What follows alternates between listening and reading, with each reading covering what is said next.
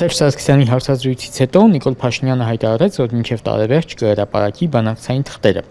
Հատկապես դուք մշտապես պահանջում էիք հրապարակել 2019 թվականին արված առաջարկը։ Հավատում եք, որ պատշաճ ձևով դա կարվի եւ ինչ կփոխվի հրապարակելուց հետո։ Նախ ես ուրախ եմ, որ այս բանավեճը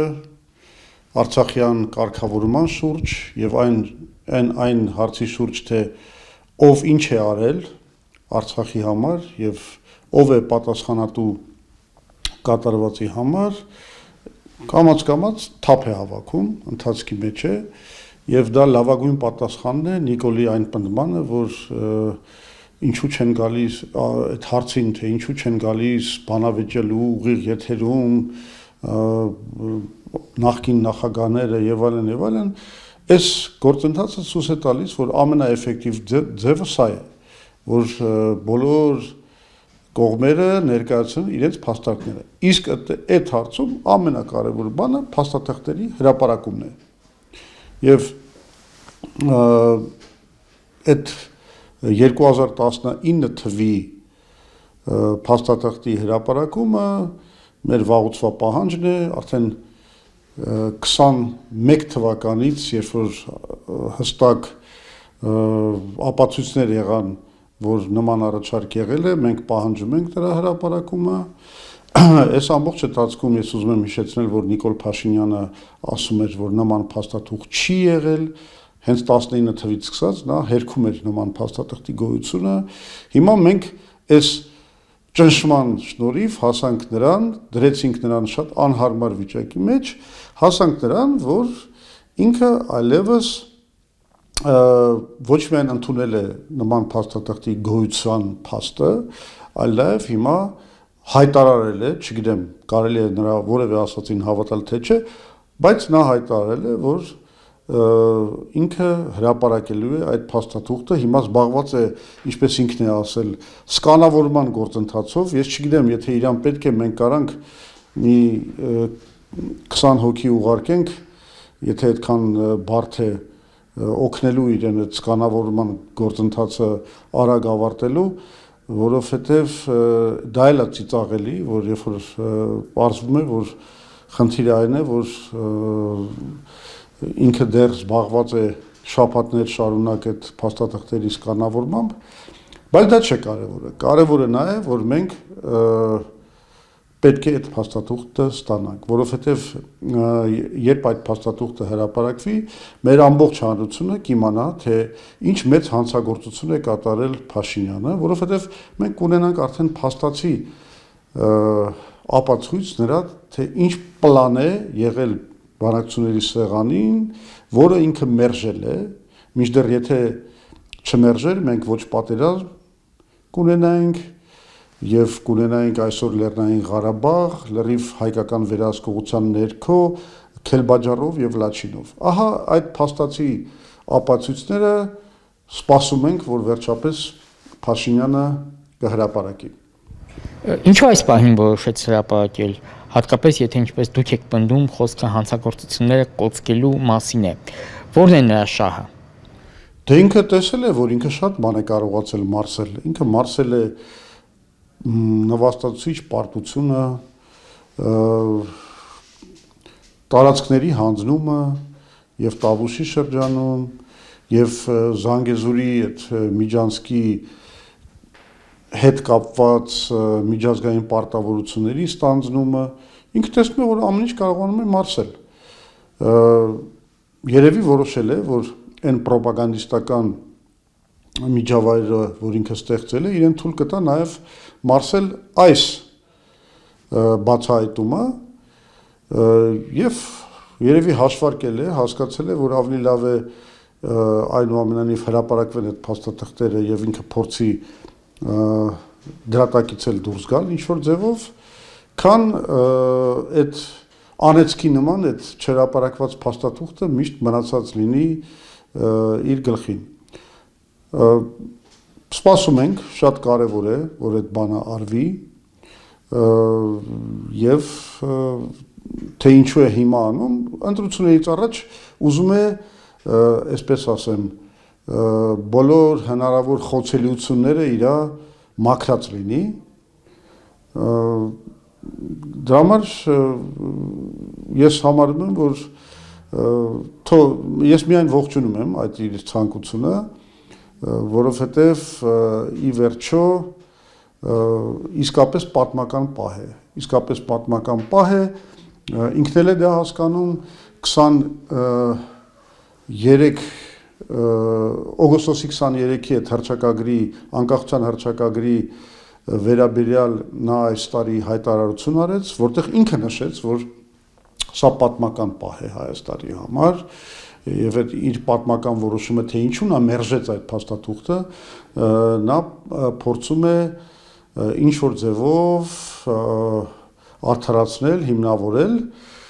եւ այդ հիմնավորման գլխավոր միջոցը իր կարծիքով այն է եւ դրա մասին ինքը պարզ ասել է գրավոր այդ ուղերձի մեջ, որ նա սրանով մերժելով այդ փաստաթուղթը նա հաստատեց Հայաստանի ինքնիշխանությունը եւ հնարավոր դարձրեց Ադրբեջանի հետ հաշտությունը եւ Թուրքիայի հետ երկխոսությունը։ Սա բառացի մեջ բերում է իր այդ ուղերձից, որից հետևում է, որ ինքը ըստ էության հայ ժողովրդին ասում է, որ Ղարաբաղի զոհաբերումը իր կողմից դա հատուկ հաշվարկված քայլ էր, որպեսզի նա կարողանա հաշտվել Ադրբեջանի հետ։ Եվ հիմա նաև եթե հրապարակվի 2019 թվականի փաստաթուղթը, մենք արդեն կունենանք կատարյալ պատկեր եւ այդ դեպքում արդեն մեր ժողովրդի առաջ կդնենք այդ հարցը, արդյոք սա լավ քաղաքականություն էր, բարոյական քաղաքականություն էր, ճիշտ ռազմավարություն էր, գնալ նրան, որ 5000 զինվորի կյանք զոհաբերենք, գնանք նրան, որ ջարդվի Հայաստանի ողնաշարը, գնանք նրան, որ կորցնենք Արցախը որպես հայկական աշխարհ, ինչա որ իր կարծիքով դա բերելու է մեզ երանելի հաշտության Ադրբեջանի հետ։ Իրականությունը հետևյալն է. երանելի հաշտություն Ադրբեջանի հետ մենք չունենք, եւ մինչեւ հիմա Ադրբեջանը չի ստորագրել խաղաղության պայմանագիրը եւ շարունակում է իր հետևից առաջ քաշել ավելի ծանր ու նվաստացիչ պահանջներ եւ այդ ամբողջ ընթացքում Փաշինյանը այդ պահանջները ցանկանում է իրագործել եւ այդ քաղաքականության անունը ինքը դնում է հետեւյալ կերպ, ասում է, որ մենք պետք է խնամենք խաղաղությունը։ Խնամել խաղաղություն ըստ Փաշինյանի նշանակում է հերթով կատարել Ադրբեջանի բոլոր պահանջները, որոնցից ամենածանր պահանջներից է անկլավների վերադարձը, որով Ադրբեջանը վերահսկողություն կստանա Հայաստանի ներքին կապող ճանապարհների վրա, ինչպես նաև 300,000 ադրբեջանցիների կամ որոշ տվյալներով 360,000 ադրբեջանցիների վերադարձը Հայաստան, նույնպես մի պահանջ, որը գնալով ավելի ուժգնությամբ եւ ավելի վճռականությամբ Ադրբեջանը դնում է Հայաստանի Հանրապետության առաջ։ Նոյեմբերի 9-ի փաստաթղթից անցել է 5 տարի, ձեր գնահատականն այդ փաստաթղթին։ Օրինակ Ռոբերտ Քոչարյանն ասում է, որ մենք պետք է կարճենք այդ փաստաթղթից եւ այն ամենի համեմատ ինչ ունենք այսօր, դա նույնիսկ երազի փաստաթուղթ է։ Գիտեք, եթե Քոչարյանը մի քիչ ավելի արդար լիներ եւ անաչառ լիներ, ինքը կսկսեր 97 թվականի փուլային տարբերակից, որովհետեւ եթե 97 թվականի փուլային տարբերակը իրագործվեր, իսկ այդ հիշեցնում եմ այն տարբերակն է, որ ինքը իր ընկերների հետ մերժեցին, եթե դա իրականացվեր, մենք շատ ավելի երանելի վիճակում կհայտնվեինք, քան այսօր կանք։ Բայց դա միշտ այդպես է եղել, հենց բոլոր առավելապաշտների մեղքը դրա մեջ է եւ այդ առումով ես շատ մեծ տարբերություն չեմ տեսնում։ եւ Քոչարյանը, մի քիչ ավելի պակաս Սերժ Սարգսյանը, իսկ ամենաառավելապաշտը եղել է Նիկոլ Փաշինյանը, նրանք ըստ էության բոլորը մերժել են միակ լուծումը հնարավոր, որն էր Արցախի կարգավիճակի արկախմամբ խաղաղության հաստատումը։ Դա միակ լուծումն էր, որը ընդունելի էր եւ հայերի համար եւ ադրբեջանցիների համար, բայց մենք ըստ էության մերժելով նման լուծումները ամեն անգամ հայտնվել ենք ավելի ծանր վիճակի մեջ։ Եվ այդ առումով, եթե վերլուծենք այն ինչ որ կատարվեց Փաշինյանի կառավարման օրոք, մենք նույն այդ պատկերը տեսնում ենք, այսինքն 19 թվի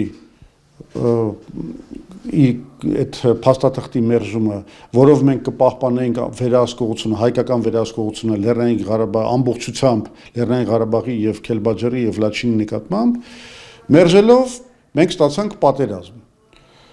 Պատերազմի ընթացքում եղել են մի քիչ ավելի վատ տարբերակներ խաղաղ կարգավորման, դրանք մերժելով մենք կորցրեցինք Հադրութը եւ Շուշին, որից հետո ստորագրվեց նոյեմբերի 9-ի փաստաթուղթը, որի իրականացումը մերժելով մենք ստացանք հետո ավելի ծանր վիճակներ։ Մենք կորցրեցինք Ղարաբաղը, կորցրեցինք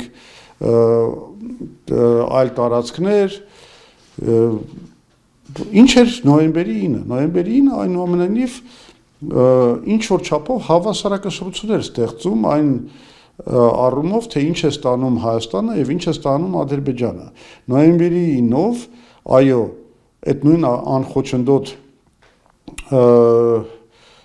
ուղին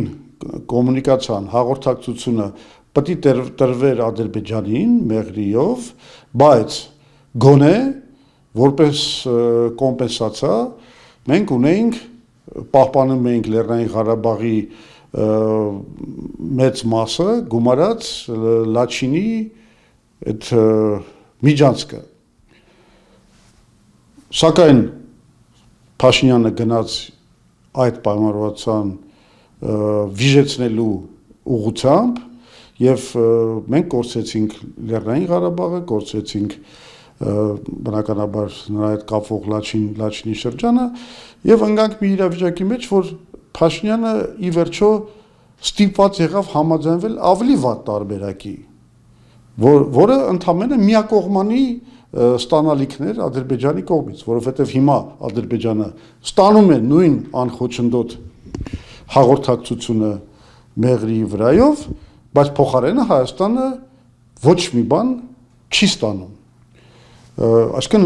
ի վերջո մենք մերժելով ամեն մի պլանը, որը միշտ թվացել է մեզ ավելի մեզ համար անընդունելի, մենք միշտ գնացել ենք դեպի ավելի վատ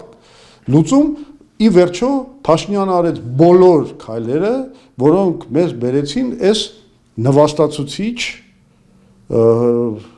խաղաղության պայմաններին, խաղաղության պայմանագրի պայմաններին, խաղաղության հաստատման պայմաններին, ընդ որում միևնույն է բոլոր այս զիջումների գնով մենք այդ խաղաղությունը դեռ չենք ստացել։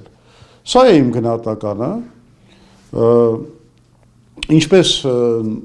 նոյեմբերի 9-ի համաձայնագրի դեպքում, այնպես էլ օգոստոսի 8-ի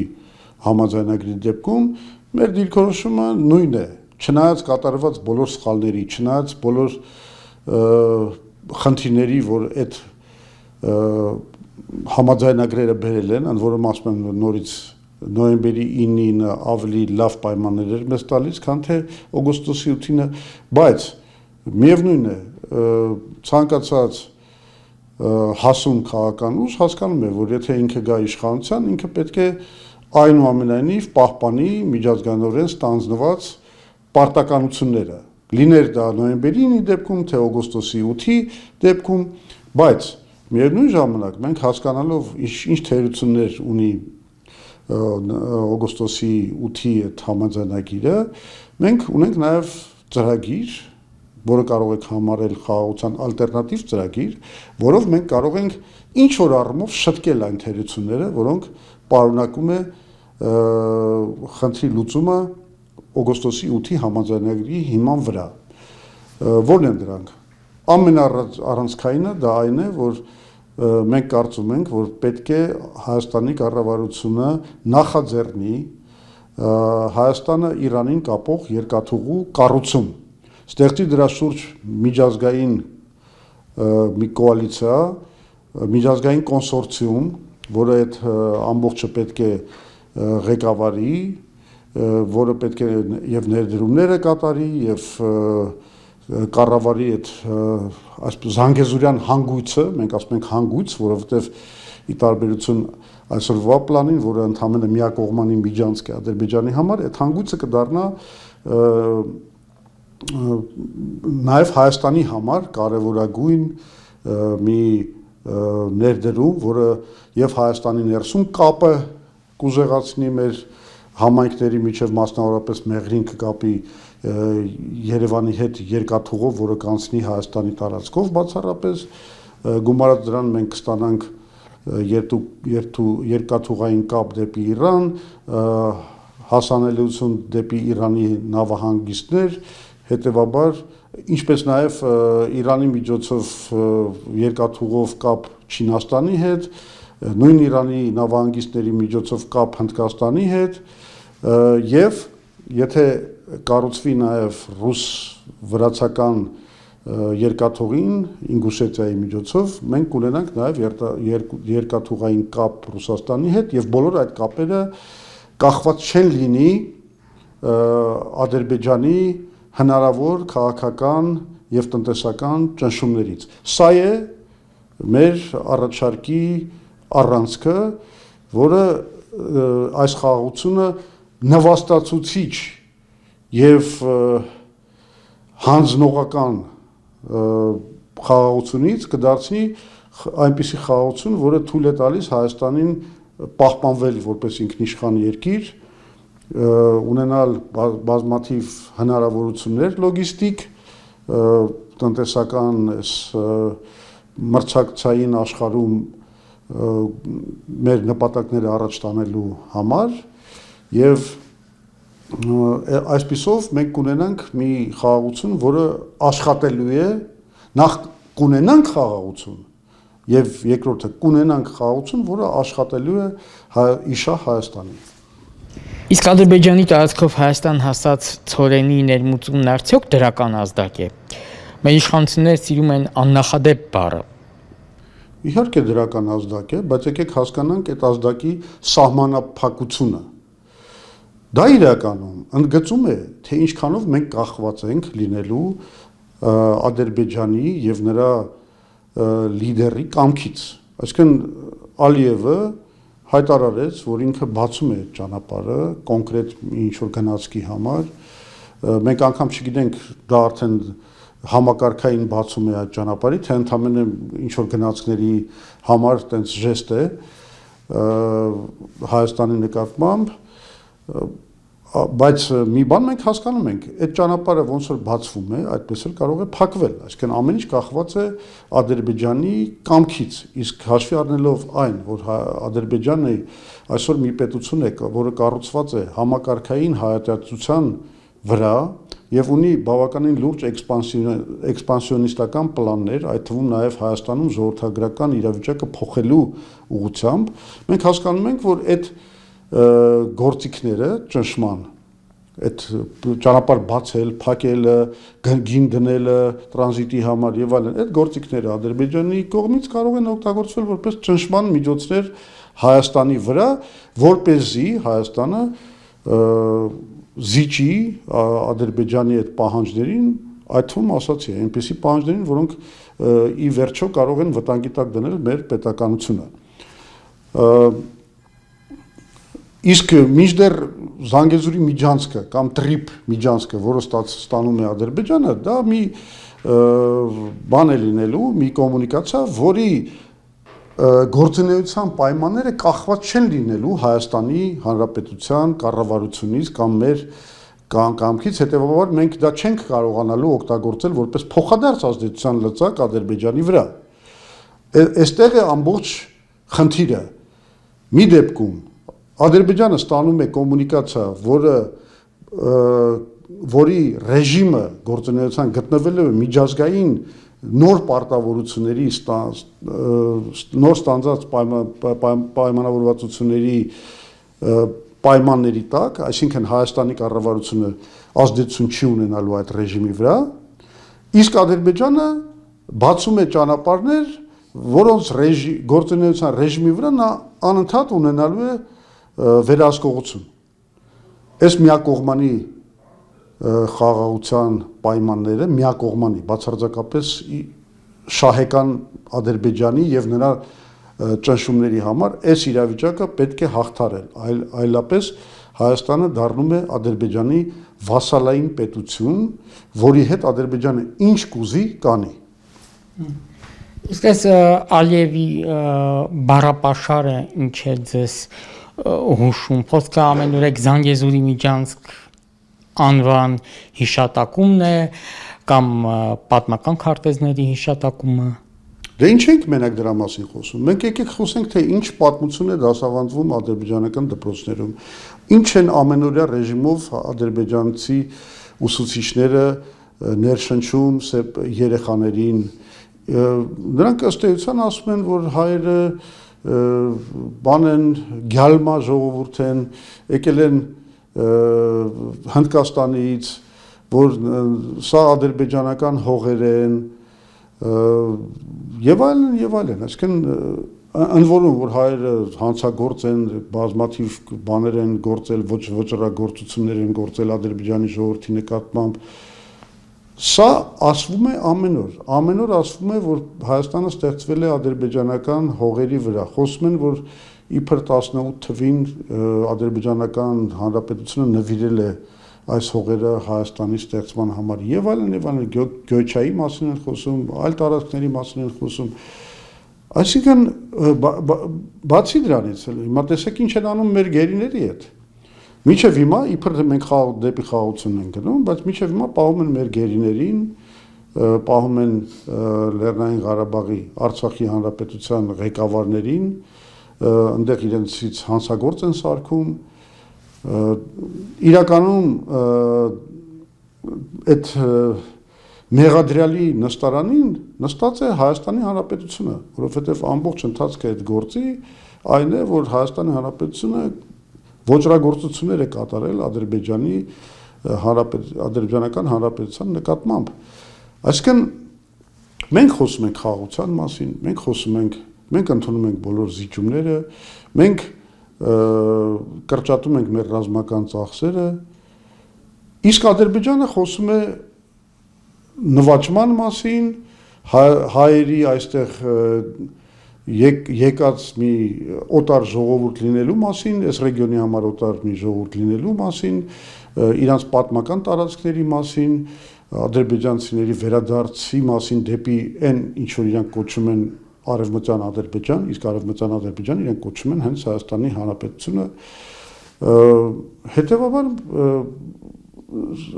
արդեն այս դեբատից, այս խոսույթից, հա, տենց երևում է, թե ինչ է իրականում կատարվում։ Հայաստանը չստանալով խաղաղություն խոսում է խաղաղության մասին, Ադրբեջանը չտալով խաղաղություն, ըստ էության նախապատրաստում է իր ժողովրդին պատերազմին։ Ինչի մասին է խոսքը։ Եվ սրա ընթացքը հնարավոր է կանգնեցնել միայն մեկ ձևով, եթե Ադրբեջանը տեսնի, որ իդեմս Հայաստանի Հանրապետության նա ունի դիմադրողության որոշակի պաշար ունեցող երկիր, որը իրականացնում է ոչ միայն իր պաշտպանունակությունը բարձրացնող պրոյեկտներ, ոչ միայն այնպիսի դիվանագիտություն, որը թույլ կտա նորից Հայաստանի շուրջ ստեղծել ինչ-որ դաշնակիցների կոալիցիա, այլ նաև կառավարություն, որը կարողանում է այնպես կառուցել Հայաստանի լոգիստիկան, որ մենք ի վերջո դուրս գանք Ադրբեջանից այս լոգիստիկ կախվածությունից։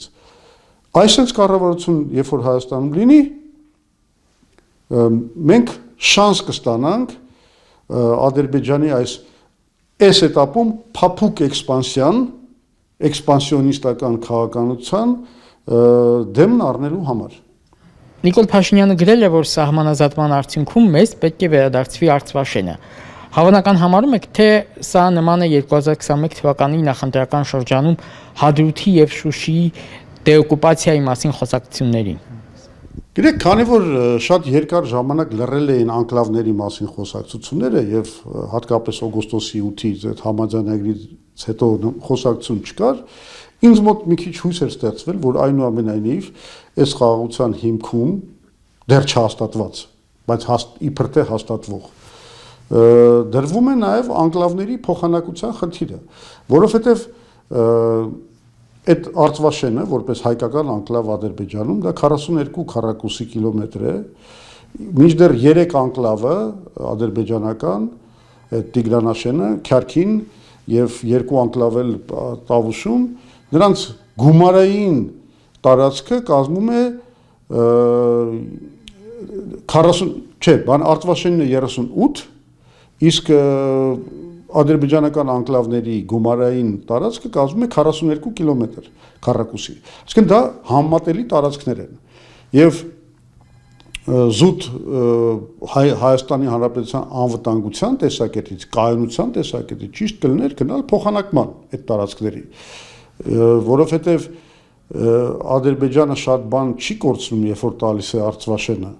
Արցվաշենը ընդամենը մի հատ մեկուսացված մի կղզյակ է Ադրբեջանի տարածքում,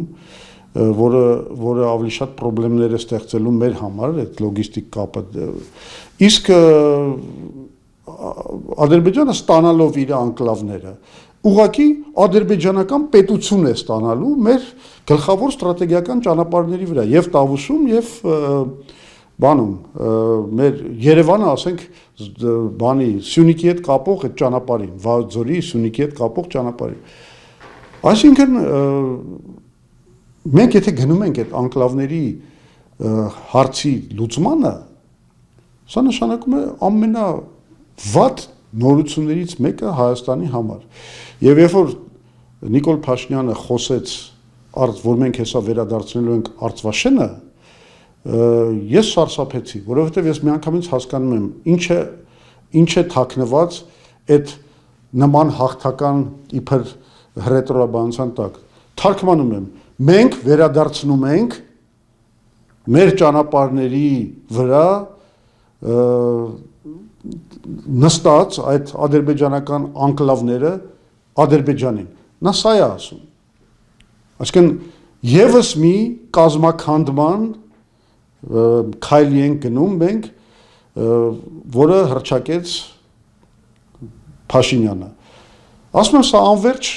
զիջումների մի բան է, քաղաքականություն է, անվերջ։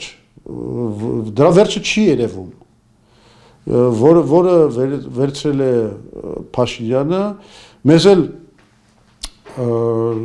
ենթարկում է շանտաժի, ասելով, որ եթե հանգարցակի այդ զիջումներից մեկը չանենք, մենք գնում ենք դեպի պատերազմ, բայց այստեղ էլ արդեն ինքը հակասում է ինքը իրեն, որտեվ իր ասածով ինքը արդեն խաղաղությունը բերել է, եւ իր ասածով մենք արդեն այն կրիտիկական զանգված խնդիրների կարգավորել ենք, որի չկարգավորված լինելը վտանգում էր խաղաղությանը։ Այսինքն մնացած հարցերը կարելի է լուծել արդեն ռազմական հակամարտության այդ սպառնալիքներից եւ վտանգից դուրս բանակցություններով։ Դե եթե այդպես է, ինչ ես վերադարձնում այդ 3 անկլավները։ Գնա բանակցությունների, ասա ես այդ դրա մասին կարող ենք խոսել մի քանի տասնյակ տարի հետո, երբ որ Հայաստանի Հանրապետությունը իր համար եզրակացության գա, որ այլևս իդեմս Ադրբեջանի չունի համակարգային հայատյացության գաղափարախոսության վրա կառուցված պետություն, որին կարելի է վստահել, որը չի օգտագործի այդ զիջումները Հայաստանի նկատմամբ ինչ որ էքսպանսիոնիստական, ծավալապաշտական պլանների իրագործման համար կամ ժողովրդագրական իրավիճակը փոխելու պլանների իրականացման համար։ Այդ ժամանակ, երբ որ մենք գանք այդ խնդրի իրագործմանը, երբ որ այսինքն վստահության կառուցման մի գործընթաց անցնենք, այդ ժամանակ կարելի է նաև խոսել դրա մասին, բայց հիմա դա նշանակում է ընդհանրապես եւս մի կարևորագույն թուլացում Հայաստանի համար եւ եւս մի քայլ դեպի կազմակերպում, եւս մի քայլ դեպի ինչ որ գործիքների, լծակների ճնշման տրամադրում Ադրբեջանի։ Սա թույլ տալ չի կարելի։ Այդ առումով ես մի գաղափարի մասին եմ ուզում խոսեմ։ Դա այն է, որ մենք իսկապես պետք է հասկանանք, որ անգամ եթե խաղաղությունը հաստատենք, մենք որոշակի ժամանակ, քանի դեռ այս վստահության խնդիրը կա, պետք է ինչ-որ վերապահումներ ունենանք այն բաների շուրջ, որ ադրբեջանցիք օրինակ կարող են այստեղ բնակվել, հող առնել, չգիտեմ, ինչու՞ չէ ներդրումներ կատարել, օրինակ ստրատեգիական ինչ-որ հիմնարկներ ձեռք բերել եւ այլն։ Եթե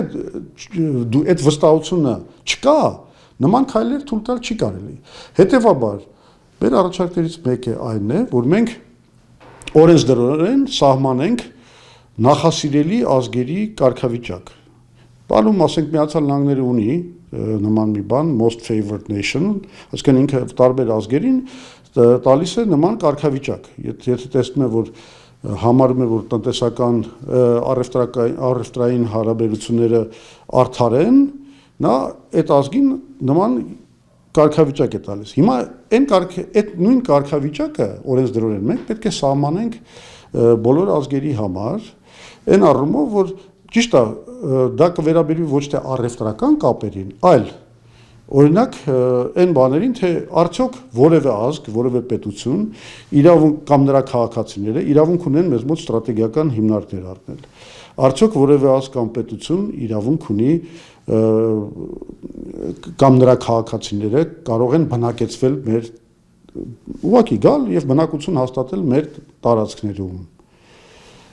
Եվ այլն եւ այլն։ Հիմա մենք պետք է հասկանանք, որ մենք օրենսդրորեն դա պետք է կարգավորենք։ Մենք պետք է այդ հողի գնման, քաղաքացիների այստեղ բնակության, ներդրումների, ստրատեգիական հիմնարկներում ներդրումների բանով, այդ ուղղությամբ, առումով սահմանենք օրենսդրորեն նախասիրելի ազգի կարգավիճակ։ Մենք հիմա էլ կարող ենք այդ կարգավիճակը տրամադրել Ամերիկային, չգիտեմ, եվրոպական երկրներին, Վրաստանին, Իրանին, Ռուսաստանին, Հնդկաստանին, Չինաստանին, բայց Թուրքիայի ու Ադրբեջանի դեպքում մեզ պետք է ինչ-որ ժամանակաշրջան։ Եվ մենք